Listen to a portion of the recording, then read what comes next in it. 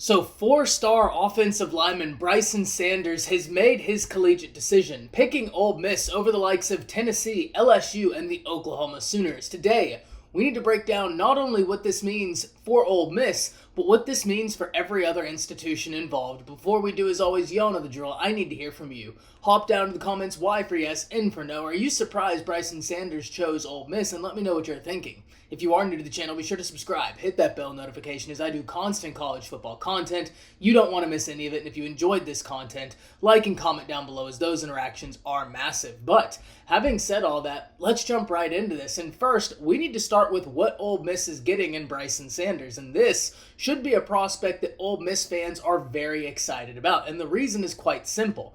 First and foremost, anytime you can get in a top 300 offensive lineman, you need to be excited. Everything in football starts and ends in the trenches. And if you can't win those battles, you're inevitably making everybody else's job on the field that much harder. So getting in a top 300 prospect on the offensive line is always great news and a great thing for your program.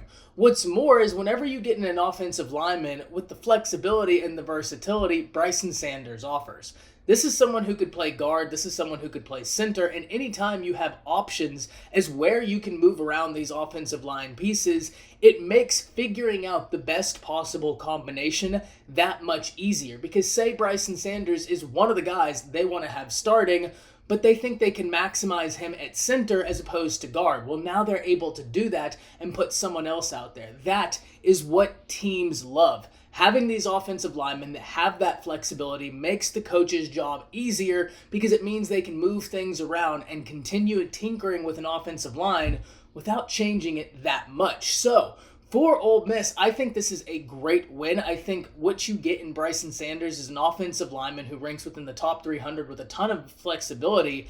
And at the end of the day, that's what a lot of these institutions are looking to try and nab for the offensive line. And especially with the type of offense Ole Miss runs. And we know with Lane Kiffin there, they're going to continue running these high-powered offenses. But what does it mean for every institution not named Ole Miss? What does this mean for Tennessee, LSU, and the Oklahoma Sooners? And we'll start with the Oklahoma Sooners because the one silver lining for every team involved not named Ole Miss is that Brycen Sanders committed early in the process. And specifically for the Oklahoma Sooners, you've been in on other top offensive linemen, and you've just recently received a crystal ball in your favor for some other top offensive linemen.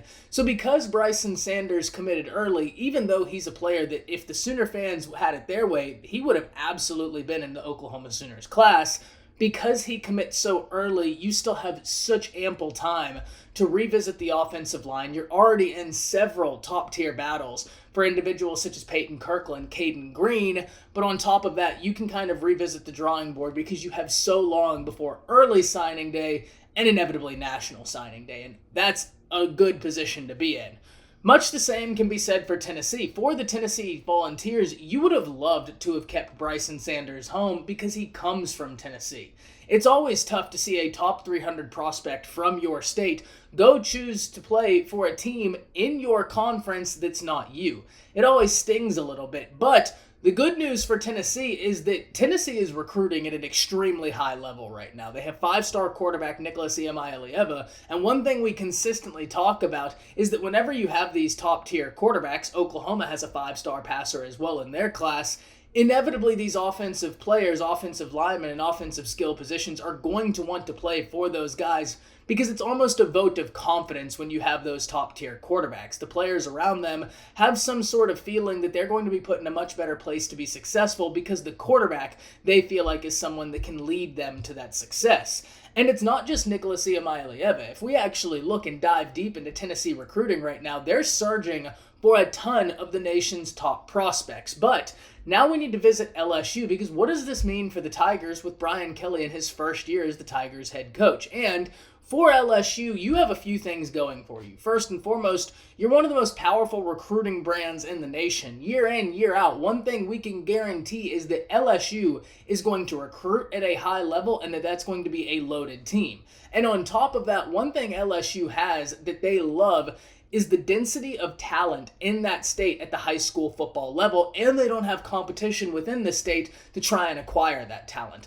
That has always served LSU well, and I don't think that the talent is going to go anywhere. If you really dive into Louisiana year in and year out, they are producing incredible talent at the high school level, and a lot of those guys go on to be very successful college football players. So LSU, even though they would have loved to get Brycen Sanders, let's be very clear, every institution that didn't get Brycen Sanders would have loved to have gotten him because, as I said for Ole Miss, he's a 4-star prospect, top 300 interior offensive lineman with the flexibility to play guard and center, something you love to have. So every institution would have loved to get him, but the good news for the institutions that didn't is that because Brycen Sanders made his decision so early in the process, you have nothing but time and opportunity to revisit the drawing board, and there are still so many great offensive linemen available. So this is going to be a situation we have to keep up with. I'm very excited to see how Brycen Sanders develops once he gets on Ole Miss's campus. I'm very excited to see how his senior season goes.